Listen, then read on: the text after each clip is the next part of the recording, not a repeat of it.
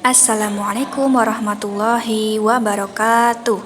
Selamat pagi anak-anak, bertemu kembali pada pembelajaran pendidikan agama Islam kelas 2. Pada pertemuan kali ini kita akan melanjutkan materi pada pertemuan kemarin, yaitu tentang Asmaul Husna. Sebelum kita memulai pelajaran, kita berdoa terlebih dahulu ya.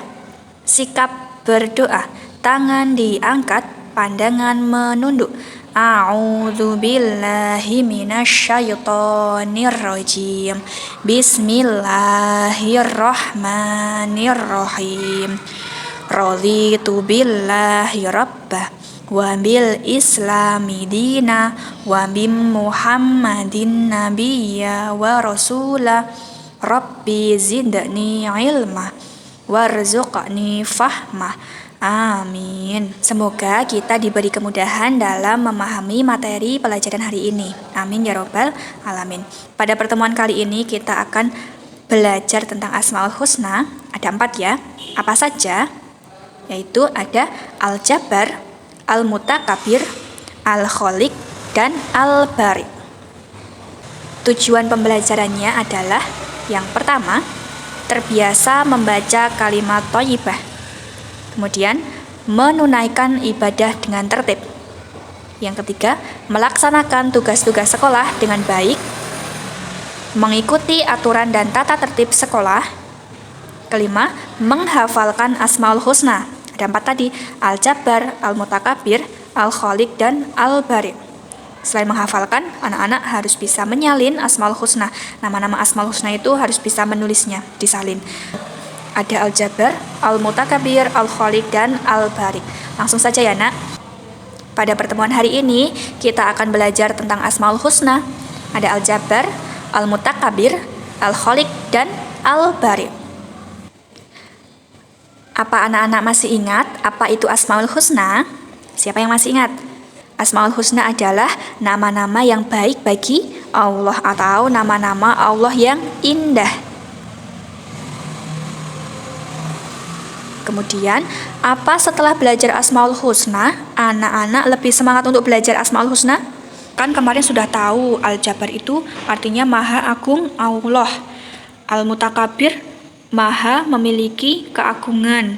Al-Khaliq, Maha Pencipta. Al-Bari, Maha mengadakan, berarti menjadikan kita untuk selalu semangat dalam mencari pahala. Oh, kita tahu kalau Allah itu Maha Pencipta. Kita bersyukur kepada Allah karena Allah telah menciptakan kita. Kemudian ada Allah Maha Mengadakan.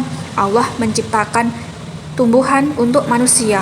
Allah menciptakan hewan untuk manusia. Semua yang diciptakan Allah pasti bermanfaat bagi manusia. Jadi kita harus semangat dan berlomba-lomba untuk mencari pahala dari Allah Subhanahu wa Ta'ala. Kemudian, apa anak-anak tahu bahwa siapa yang hafal dan mengamalkan Asmaul Husna akan masuk surga? Barang siapa yang menghafal ke-99 Asmaul Husna, Allah menjanjikan kita untuk masuk surga. Nah, kan Asmaul Husna itu jumlahnya ada 99. Kita kemarin semester 1 sudah belajar 4 Asmaul Husna. Kemudian sekarang sudah 4. Nanti bisa dilihat di Al-Quran yang paling depan, itu ada 99 Asmaul Husna. Boleh dibaca berulang kali, nanti pasti anak-anak akan hafal. Begitu ya nak? Kita lanjutkan. Ayo pahami bersama-sama.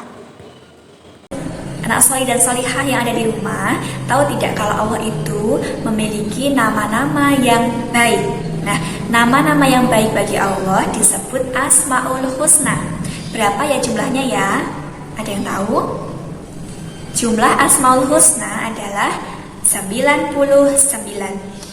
Setiap nama-nama Allah yang baik itu mencerminkan sifat yang dimilikinya. Dalam Al-Quran, surat Al-Hasr, surat yang ke-59, ayat ke-24, telah dijelaskan bahwa A'udzu billahi minasyaitonir rajim.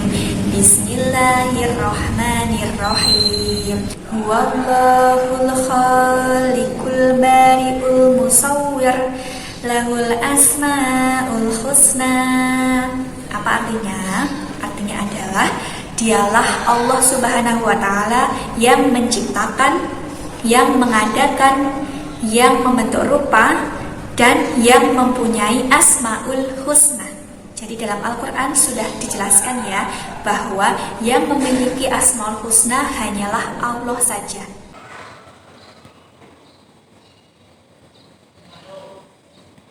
Yang pertama ada Al-Jabbar.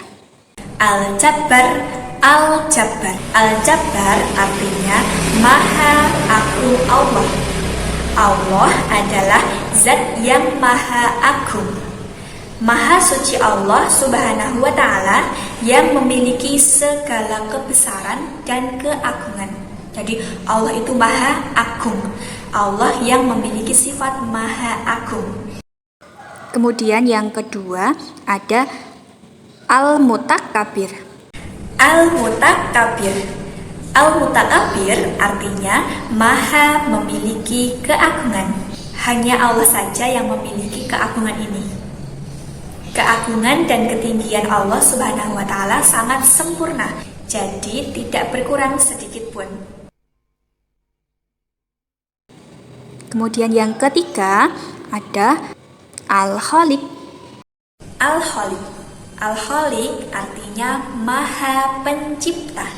Allah Subhanahu wa Ta'ala menciptakan seluruh alam semesta raya ini beserta isinya. Seluruh ciptaan Allah disebut dengan makhluk. Berarti manusia itu termasuk makhluk karena manusia adalah ciptaan Allah.